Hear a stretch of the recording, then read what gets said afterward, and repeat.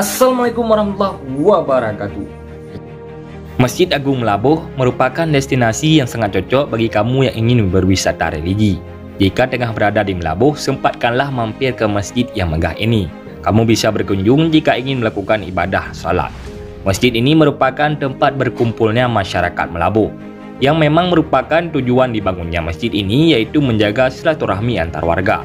Melakukan ibadah salat di masjid ini akan memberikan pengalaman tersendiri bagi para pengunjung. Selain menghadap kepada Allah yang Maha Esa, pengunjung juga bisa menjalin silaturahmi dengan warga. Tak hanya itu, keindahan masjid ini juga menjadi daya tarik yang sayang untuk dilewatkan.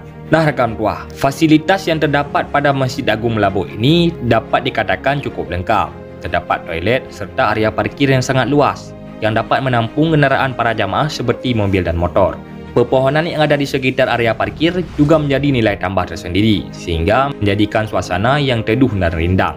Selain itu, wak-wak tua semua, area masjid juga dilengkapi dengan taman yang dihiasi lampu-lampu. Suasana malam akan terasa sangat indah, dipadukan terangnya lampu taman di samping masjid yang berdiri megah. Tak hanya menjadi tempat ibadah, di masjid ini juga memiliki fungsi pendidikan. Tersedia madrasah sanawiyah hingga TK yang bernuansa Islam dalam masjid ini. Bagi wisatawan dan pengunjung yang ingin menginap di sekitar masjid, terdapat beberapa hotel dan penginapan yang bisa disewa. Hotel dan penginapan itu dapat disewa dengan harga bervariatif sesuai dengan fasilitas yang mereka tawarkan. Nah rekam dua, dengan melihat postingan ini, semoga kita menjadi sebagian pencinta sejarah. Baiklah rekan tua, pada kesempatan kali ini, cuman inilah yang dapat kami telusuri, yang dapat kami simpulkan. Lebih dan kurang, kamu lagi maaf. Kami akhiri.